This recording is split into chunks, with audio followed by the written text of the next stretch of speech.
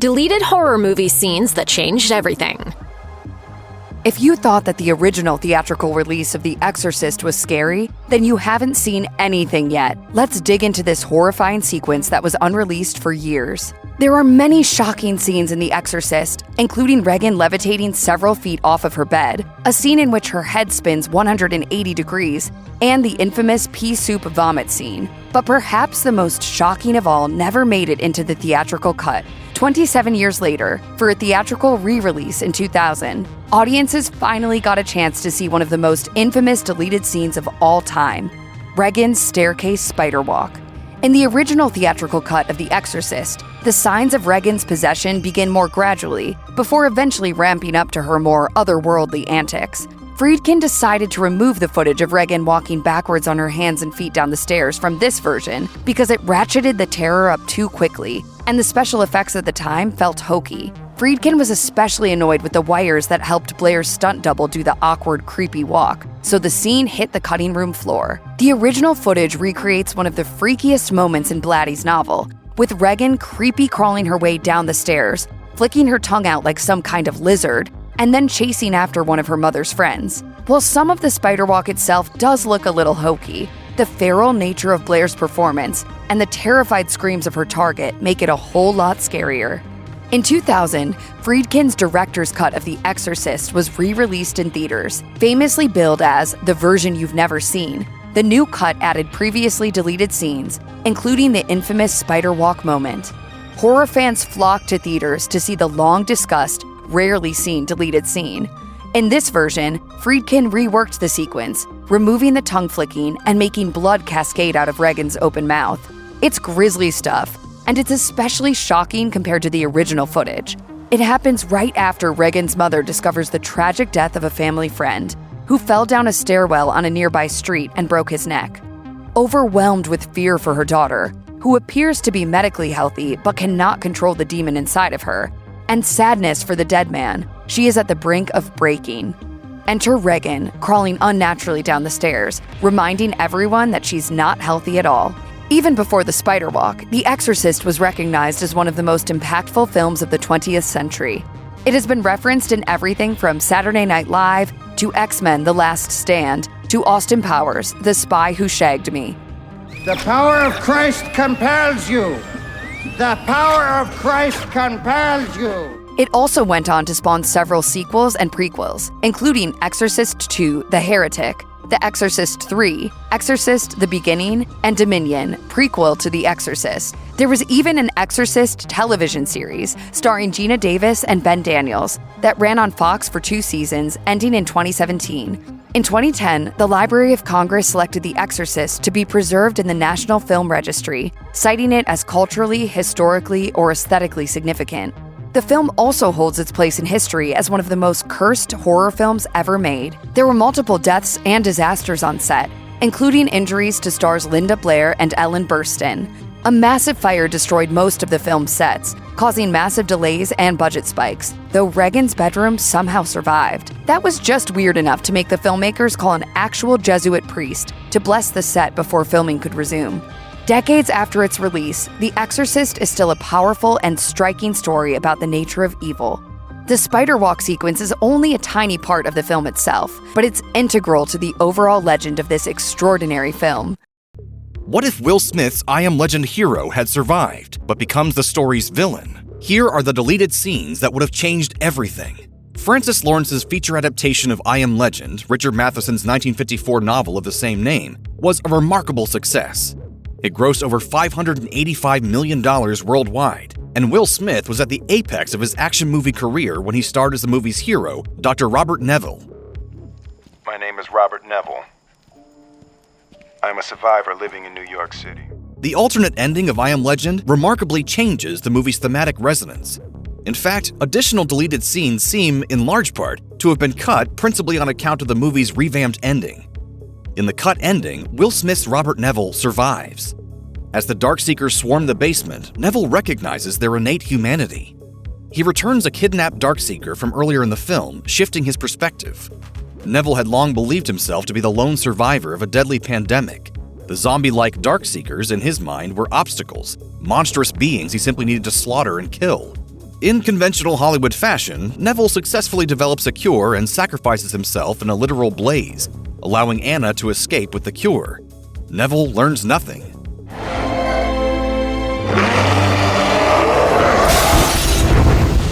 The Darkseekers are rendered monsters in need of a cure. Roll credits. The alternate ending, though, has Neville surviving, grappling with the sheer weight of the choices he's made throughout. It's a tougher, more complicated ending, one that better adheres to the rich moral complexity of Richard Matheson's original novel. Had it been included, I Am Legend would have been better for it. In I Am Legend's alternate ending, Neville returns the captured female Darkseeker to the Horde after the male leader attempts to draw a butterfly on the glass in Neville's basement. Robert then notices a butterfly tattoo on the captured Darkseeker's neck, triggering his sense of the patient's humanity. While the theatrical cut does see a butterfly appear in the cracked glass, it still ends with Neville throwing himself, armed with a grenade, toward the Horde. Will Smith and Alice Braga have remarkable chemistry. Audiences might not realize it from the movie's theatrical cut, where Braga's Anna is introduced late into the story, but as evidenced by the cut scenes, the two consistently elevate the material, striking at the core of what made Richard Matheson's source material endure decades after it first released. In one cut scene shortly after Anna's first meeting with Neville, the two have a long conversation covering the nature of the pandemic, the Darkseekers, and Neville's injury. Neville remarks about being injured in a trap, which Anna posits that the Darkseekers may have set on purpose. To this point, Neville had considered them monstrous nothings, shells of violence with no genuine cognitive reasoning. By asserting that they might be capable of setting traps, Anna prompts Neville's shift in consciousness. The Darkseekers, in other words, aren't terribly unlike the humans they're hunting. Several cut scenes show Neville, Anna, and Ethan out and about in post-apocalyptic New York.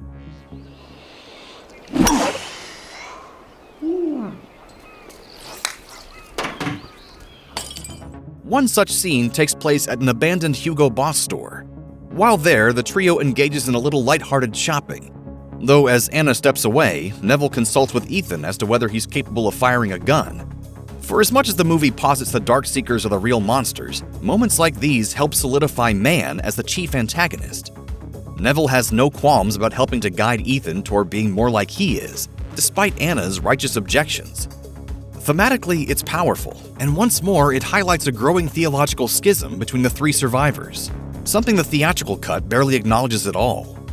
In another cutscene, Anna, Neville, and Ethan visit the Temple of Dender exhibit at New York's Metropolitan Museum of Art.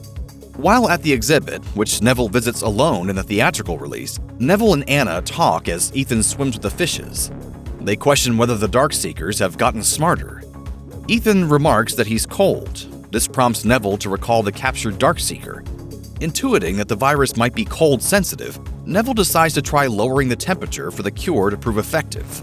The window is still open. We find something in a week or 2 weeks, we can reverse the spread. I Am Legend features one of the most tragic dog deaths in cinema history. After Sam, Neville's German Shepherd, is injured and contracts the virus, Neville is forced to put her down. It's a heartbreaking scene, but if an additional scene that was cut from the film had made it to theaters, that death could have been even worse. In it, Sam and Neville are playing in Central Park. Sam is fond of a butterfly, chasing it around the field as Neville laughs off in the distance. This moment offers both an insertion of the film's butterfly motif and a call to Sam's burial in this spot later. Within the context of the deleted scene, Sam's tragic death is made even more heartbreaking. Several cut scenes expand on Anna and Neville's relationship in I Am Legend. In one, from late in the film, Anna and Neville have a heated debate about God. The conversation sets up Anna and Neville having different beliefs about God and approaches to the apocalypse. With extensive texture and character work development getting cut, I Am Legend had little else to do but dazzle audiences with effects and high-octane action sequences. Following the alternate ending, I Am Legend makes a pit stop at existential grief and regret before its optimistic destination. Neville, having been spared by the Darkseekers in his basement, emerges from the house as dawn breaks. As the sun crests overhead and the full New York skyline comes into view, Neville breaks down. In the light of day, he sees what he's done and the man he's become. With the recognition of the Darkseekers' innate humanity, Neville grapples with what amounted to years of killing someone's mother, father, children, or lover. This recognition is a preview for his full transformation to come, and it coalesces with the weighty, complicated ethos of Richard Matheson's novel. As a capstone to Neville's full shift in character following the alternate ending, Neville visits a church. And as a callback to an earlier scene where he, Ethan, and Anna stopped in, Neville reckons with the existence of a god. There is no God. There is no God. He recounts the world he knew and the world he, Anna, and Ethan are about to step into. He also recognizes the way he met violence with violence. With a forthcoming film sequel where Will Smith is expected to return, it's a scene that profoundly changes where Neville's character might end up. If it follows the alternate ending, though, Neville's reclamation of faith in the church and belief in the possibility of God could factor. Sifting through a family's burned remains and the origin of Pennywise. In movies as violent as the It franchise, would you believe there was even more murder left on the cutting room floor? Stanley Uris has one of the most tragic character arcs in It. Unable to cope with the fear of returning to his hometown of Derry, Stan dies by suicide when his adult friends reunite. While Andy Bean delivers a touching performance during his brief appearance in It Chapter 2, Wyatt Oleff was saddled with the responsibility of fleshing the character out in depth. He certainly succeeds. Stan struggles with his fate as he prepares for his bar mitzvah. Pennywise preys upon him through religious imagery. Stan's father, played by Ari Cohen, is the rabbi in Derry's Jewish community. This puts even more pressure on Stan to make his family proud. While It Chapter 1 has a haunting scene in which Pennywise emerges from a painting, a critical sequence where Stan delivers his bar mitzvah speech was removed from the final cut. Stan gains confidence. He criticizes the people of Derry for being ignorant and apathetic. It's an empowering moment that shows Oleff coming into his own as an actor. While this was sadly removed from the final version of the film, the sequence was reshot and included in It Chapter 2. When an older Richie Tozer, played by Bill Hader, drives through Derry, he reflects upon attending Stan's bar mitzvah. A younger Richie, played by Finn Wolfhard, stands and applauds for Stan after his impromptu speech. It shows how the Losers Club is willing to stand up for each other. Some of the most terrifying characters in It don't have any supernatural qualities. There is a lurking evil within the town of Derry itself, as the citizens display casual cruelty toward one another. Ben Hanscom, played by Jeremy Ray Taylor, is brutalized by the school's most fearsome bully, Henry Bowers, played by Nicholas Hamilton, and the films do not shy away from the brutal way that the bullies act. Throughout It Chapter 1, Henry falls under Pennywise's influence. He brutally murders his abusive father, Butch, with a knife. Ultimately, the Losers Club is only barely able to escape from Henry after Mike Hanlon pushes him down a well. However, a deleted moment from the film shows just how evil Henry has become. When he torments Ben, Stan, Eddie, and Bill earlier in the film, Henry is accompanied by his cohorts, Belch Huggins and Victor Chris. A moment removed from the final edit shows that Henry murdered his former friends by slitting their throats. The scene depicts Henry still shaking as he grips the steering wheel of his dad's car. He watches the Losers Club as they prepare to face off against Pennywise, while his friends sit dead in the passenger seats. The iconic opening jump scare in It Chapter 1 does more than start the film on a terrifying note. When Georgie is dragged into the sewer and killed by Pennywise, Bill feels responsible for his younger brother's death. He finds that he is unable to cope with his feelings of loss and guilt. He does not receive the guidance that he needs from his parents. Their family gatherings are awkward and uncomfortable. Bill lives constantly reminded of the tragedy. However, a deleted scene from It Chapter 1 indicates that after the Losers Club defeats Pennywise for the first time, the Denborough family can move on. Bill and his family can be seen packing up their car as they prepare to take a vacation far away from Derry. This indicates that the family is determined to do more than grieve. However, as they drive down the street, the camera pans to the same sewer where Georgie was killed. This shot indicates that whatever happiness they may have found, it is only temporary. Pennywise is still out there. This would have been a really cool way of teasing the second film. Although it was important to see that Bill had moved on, the scenes in It Chapter 2 with an older Bill fulfilled the same function. Poor Wyatt Oleff. There are two great scenes featuring a young Stan that were removed from the final version of It Chapter 1. Before his bar mitzvah, Stan is forced to spend many evenings alone, studying for the sacred rite of passage. This isolates him from his friends and helps explain why he feels so distant from them. The other members of the Losers Club do not struggle with their faith in the same way that Stan does. Stan knows that any misbehavior on his part will embarrass both his family and his community. The deleted scene shows Stan's father watching him prepare for his bar mitzvah. He cautiously watches his son to make sure that he is prepared and will not make any mistakes. This reinforces the societal pressure that Stan is saddled with. However, it makes sense that it was removed from the final version of the film. This scene is only effective if the viewer is rewarded with the later moment when Stan stands up for himself and criticizes the people of Derry for being so ambivalent. Any scene with the younger Stan in It Chapter 1 is valuable, as he is only briefly in It Chapter 2. However, the end of It Chapter 2 features a rewarding moment in which Bill uncovers a collection of letters that Stan has written to each member of the Losers Club. Thanks to the behind-the-scenes material that was included on the DVD and Blu-ray releases of It Chapter 1 and It Chapter 2, Stephen King fans were able to view most of the key moments that were cut for pacing or thematic purposes. However, there was one scene in It Chapter 1 that was so disturbing that it hasn't been made available online yet. In an interview on Variety's Playback podcast, Bill Skarsgård reveals that there was one Pennywise moment that the filmmakers thought was too gruesome for audiences to handle. He said that there was originally a flashback sequence set in the 1600s that showed a younger version of Pennywise before he had become a clown. Skarsgård explained, "It's very disturbing and sort of a backstory for what it is or where Pennywise came from. The idea is the it entity was dormant for thousands and thousands of years. The scene hints at that." Director Andy Muschietti reinforced this claim and said that he felt that the scene might have been too confusing. In an interview with Consequence of Sound, he expressed how giving viewers too much information to chew on might cause more disappointment than satisfaction. While the backstory of Bob Gray may have been a little out there for casual viewers, it seems like something that King fans might enjoy seeing. Hopefully it will surface online later on. Of all the young actors in It Chapter 1, Sophia Lillis is a standout. It's impressive that the filmmakers found so many talented young stars, but Lillis in particular is tasked with bringing a very disturbing storyline to life. Beverly Marsh is sexually abused by her father, Alvin, who shames her for going through puberty. Beverly is unable to connect with any of the girls at her school and is constantly bullied. She is taken aback when Bill and Ben show her kindness, as she's been shown so little throughout her life. One of the most disturbing scenes in It Chapter 1 is a moment when Beverly is drenched with blood in her bathroom. The sexual connotations of the scene are clear, and Lillis' performance makes it even more heartbreaking. It Chapter 2 continues Beverly's journey and explores how she is still tormented by the trauma of her past. An older Beverly, played by Jessica Chastain, is trapped in an abusive relationship with her husband. There is a scene in It Chapter 2 in which Beverly visits the home of the elderly Miss Kirsch and encounters Pennywise. This scene was originally a little bit longer and showed Beverly seeing a vision of her father. This reinforces the idea that Beverly is still in the same cycle of abuse and neglect that she's been trapped in since her youth. Mike has a very important role in It Chapter 2. Unlike his friends, Mike chooses to stay in Derry and meticulously research the town's mystical origins and the evil that has been lurking beneath its surface. After the Losers Club all meet up again at the Chinese restaurant, Bill follows Mike to learn more about his research. Mike gives Bill drugs that blur his vision and explain how the Native American ritual of Chud will allow them to purge the evil entity from Derry. This is what the Losers Club ultimately tries to use to defeat Pennywise at the end of the film. While it's important to see that Mike is working hard to save his friends, it would have been more powerful if the audience got to learn more about his past. According to cinematographer Checo Verisay, an intimate sequence involving Mike's backstory was removed from It Chapter 2. In an interview with Collider, Verisay said that the scene depicts Mike returning to his childhood home around the time it burns down. He adds that Mike is a very lovable character throughout, so I think the audience will have a wonderful time seeing what he remembers of that moment. At 169 minutes, It Chapter 2 is already a very long movie, and some great moments may have been cut for time. However, it sounds like this flashback would have added something to Mike as a character.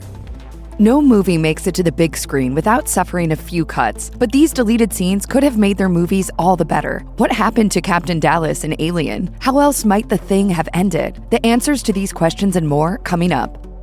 It's probably no surprise that Ridley Scott's 1979 sci-fi horror movie Alien contains a number of hidden gems in the film's deleted scenes, including the gruesome fate of Captain Dallas. In the movie's theatrical cut, viewers are simply led to believe that Dallas is killed by the xenomorph in a botched heroic attempt to pursue and capture it in the ship's air ducts. However, a deleted scene tells a different story. During Ripley's escape from the Nostromo, she discovers both Captain Dallas and Brett the engineer, who have been captured and cocooned by the alien. Brett is clearly beyond saving, and Dallas, while technically alive, is a lost cause. On a bonus audio commentary track for the 2003 DVD release of Alien, director Ridley Scott says the scene was meant to illustrate that both Brett and Dallas are being simultaneously transformed and consumed by the alien organisms for reproductive purposes. Ultimately, though, the scene was cut. This was partly due to the fact that it did not look realistic enough when compared to the rest of the film. On top of that, the encounter slowed down the pacing of the escape sequence, ruining the sense of urgency the filmmakers wanted to convey. The scene was later reintroduced in a director's cut of the film. The fourth installment in the Friday the 13th franchise initially tried to follow the precedent set by the previous film's ending, but ultimately ditched the idea for something else entirely. With fresh teen blood ready to be spilled at Camp Crystal Lake, Jason reanimates in cold storage, eager to begin a new rampage after having been declared dead by the coroner. Of course, young people will apparently never learn to stay away from the deeply cursed campsite that has become Jason's stomping grounds, where he mutilates and kills every boy, girl, and stray hitchhiker in sight. The oft-dubbed final girl in this scenario is Trish Jarvis, whose family actually owns a nearby cabin. After unwittingly aligning herself with the latest objects of Jason's ire, Trish and her younger brother Tommy must fight for their lives. It's Tommy who saves the day, cleverly disguising himself as a young Jason to distract the killer long enough to be stricken in the head. The film's alternate ending, however, portrays a dream sequence that finds Trish and Tommy asleep on the couch of their now dilapidated cabin. Waking to the sound of sirens, Trish eagerly awaits the police, but a strange leak has begun to spurt from the ceiling. She goes to check on it, only to find their mother drowned in an overflowing bathtub. Jason himself then makes his move. While this scene certainly follows in the footsteps of its predecessors, the film's theatrical ending is undeniably stronger. It shows off a twisted performance from a young Corey Feldman that implies an imminent Jason-inspired killing spree. Nonetheless, it's an entertaining testament to the fact that filmmakers are constantly changing their minds, both on set and through to the final edit.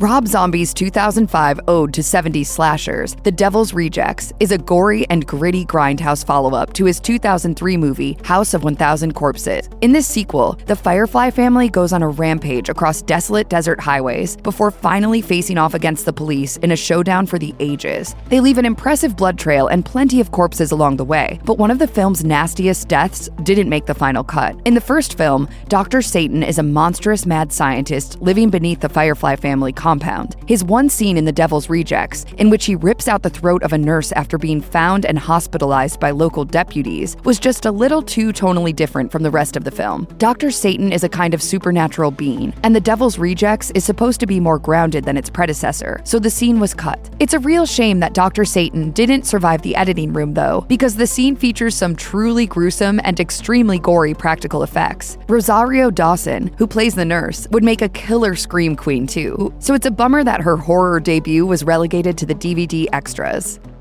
If there's one consistent thing about Laurie Strode across all the Halloween films, it's that fighting Michael Myers that night in 1978 made her a heck of a survivor. She rarely gets to acknowledge as much, though, as the never-ending horror franchise yanks her back into the fray whenever she comes within an arm's reach of a moment's peace. One of the earliest Halloween films actually did attempt to give Laurie a moment of catharsis, though. At the end of Halloween 2, we see the shape go up in flames and tumble to the ground. Afterward, 2 police officers go over the body count as a shell-shocked Laurie is placed in an ambulance while reporters look on. It's a fairly distant ending, one that feels like it's missing any real focus on the protagonist herself. The film's alternate ending, also known as the television cut, provides much more closure. In it, Laurie is terrified to see a cloth-covered man rise from the back of the ambulance, only to realize it's fellow survivor Jimmy, whose fate is left unknown in the theatrical cut. The scene doesn't exist just to tell us this, though, but to lend Laurie some complicated emotional relief.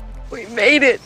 It's a tremendous moment of vulnerability from already hardened final girl Laurie, one that hints early on at the PTSD and survivor's guilt that will haunt her for the rest of the franchise. Like the original cut, this scene ends with the Cordettes' Mr. Sandman playing over a shot of Michael Myers' flame-engulfed mask.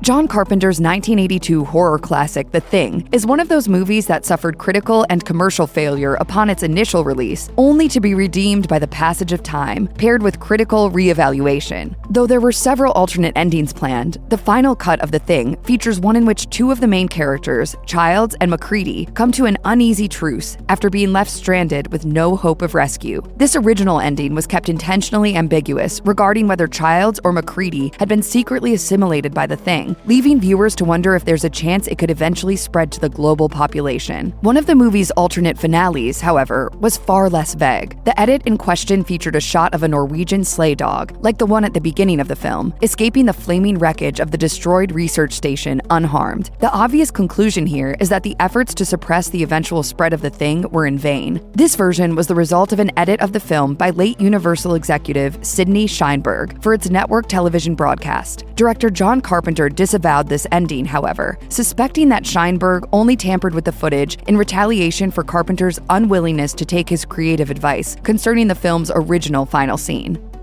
It's impossible to talk about horror without mentioning Wes Craven's 1984 slasher, A Nightmare on Elm Street. But here's a question. Have you ever wondered why so many of the kids on Elm Street don't have siblings? Well, the answer can be found in a deleted scene that would later make an appearance in the bonus content of the film's special edition DVD. In the scene, Marge explains to her daughter Nancy that she and the other parents conspired to execute Freddy Krueger only 10 years prior to the events of the film, after a technical error forced the law to let him walk free. When Nancy asks why they thought they were justified in taking the law into their own hands, Marge tells her this: "Because he took it into his own hands to kill our children." But that wasn't the only revelation she had for her daughter. She continues with an even more disturbing reveal. They all had a brother or sister once.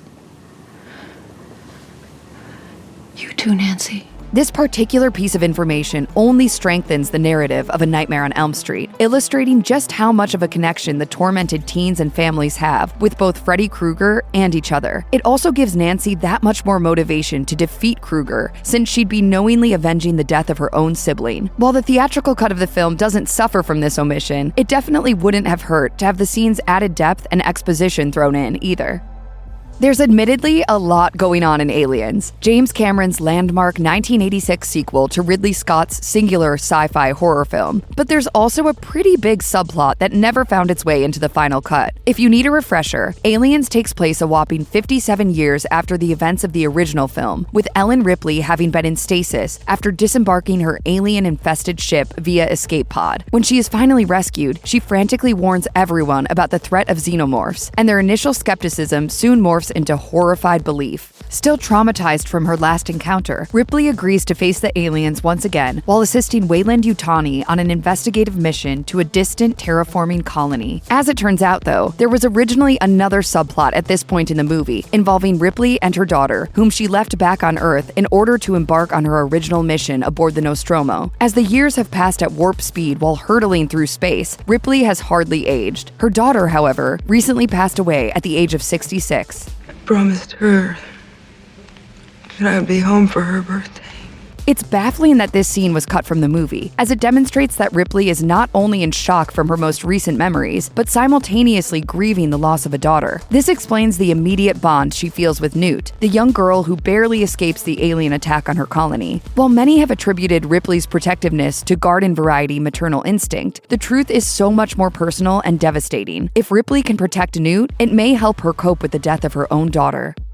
Oren Peli's low-budget, found-footage horror movie Paranormal Activity took the world by storm when it debuted in 2009, dominating the pop culture conversation and becoming one of the most profitable movies ever made. Despite its runaway success, however, it's not exactly the most memorable story. Years later, you'll be forgiven if you mostly associate the haunted house flick with seemingly endless scenes of Katie standing over Micah as he sleeps. The alternate endings to Paranormal Activity, however, are the stuff of legend. The original finale includes one of horror's most overused visual tropes. After several nights of strange and threatening behavior, Katie calls Micah downstairs, where she apparently kills him. She hurls his body at the camera, then crawls up to it herself, bloodstained and fully demonic. Honestly, it's not great. But while this original ending clearly isn't all that, Peli actually conceived of 3 others, 2 of which he shot. In the unfilmed ending, Katie kills Micah by bludgeoning him with his camera, and we see it go down all through the camera itself. In a second alternate ending, Katie feigns normalcy when the police arrive, but they ultimately shoot her dead anyway. The third and arguably best alternate scene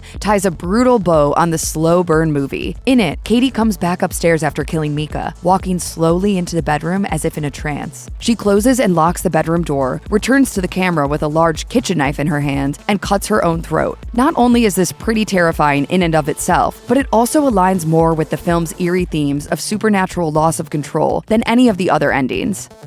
For a movie that made over $89 million at the box office, people don't really talk about the 1999 religious horror film Stigmata very often. Patricia Arquette stars as Frankie Page, an atheist woman living in Pittsburgh who begins having strange and violent experiences after showing similar wounds to those of the crucified Jesus Christ. The Reverend Andrew Kiernan is sent to investigate and bears witness to the horrifying phenomena surrounding Frankie. Roger Ebert famously called the film possibly the funniest movie ever made about Catholicism. criticism from a theological point of view. For as serious as the subject matter is, Stigmata totally failed to spark the scares. However, we know of at least one deleted scene that could have helped raise the film's stakes, if only by a little. Frankie, in full possession mode, yells at Reverend Kiernan and begins mutilating her own body. While this moment exists in the film, the graphic depiction was heavily edited, neutering the severity of her possession. The film also has an alternate ending in which Frankie dies after receiving the 5th stigmata, instead of the theatrical ending, in which she survives and goes on to live a normal life. Had Stigmata gone with the original and more intense moments, the film might have enjoyed a more enduring legacy. As it stands, however, this movie is fated to be little more than a footnote in horror movie history.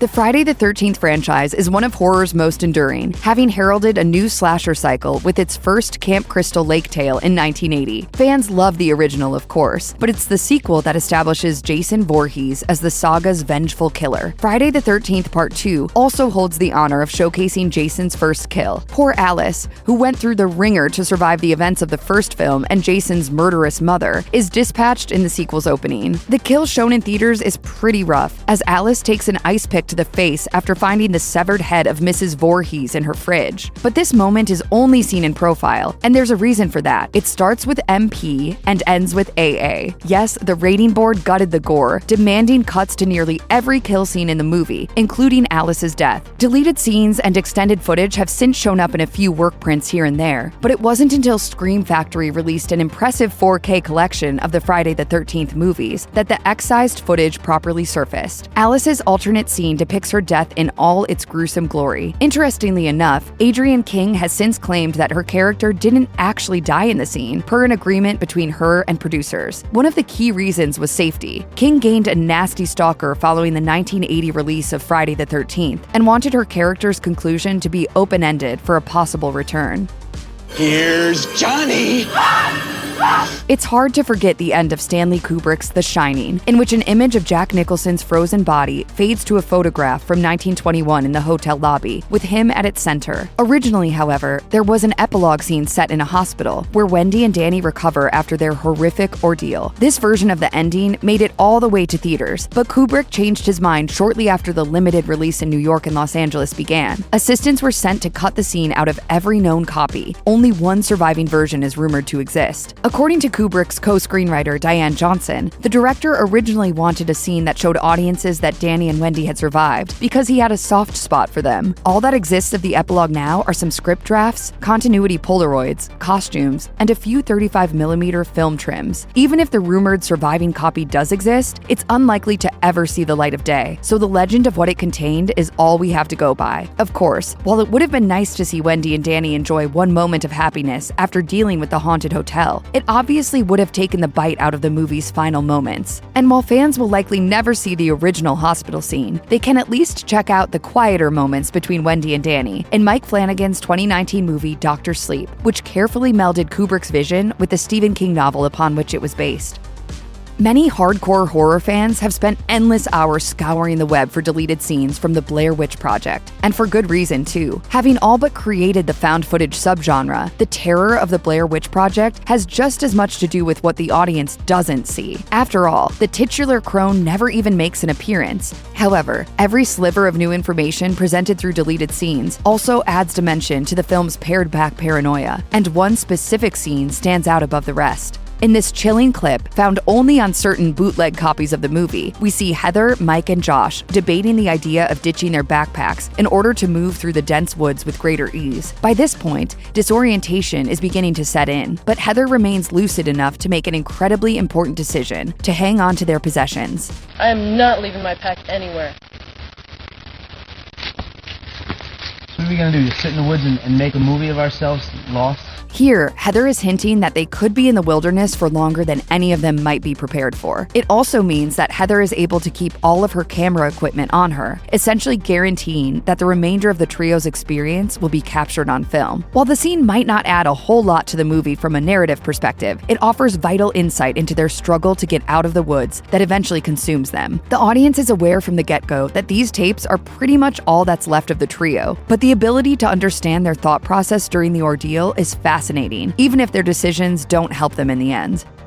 1997 was a wild year for horror in many ways. Perhaps most notably, it got a whole lot darker, thanks in part to Paul W.S. Anderson's space horror Event Horizon. The story is your standard tale of a crew investigating a long-lost ship, the Event Horizon, which has recently returned after vanishing in deep space. As the crew combs the ship, they learn that the vessel contained an experimental engine that folds space and time in such a way that the Event Horizon could leave this universe. When it returned, it brought something ugly with it. What made Event Horizon stand apart from its genre brethren was its striking, heavily disturbing imagery. Indeed, the extended footage of the film's creepiest scenes, along with several other gory moments, had to be trimmed to calm both Paramount and the MPAA. Sadly, the film was a failure at the box office, and critics weren't much kinder either. Since the movie's DVD release, however, it has gained a rabid cult following that prompted fans and eventually the studio to approach Anderson for a director's cut. However, poor archiving in the pre-DVD age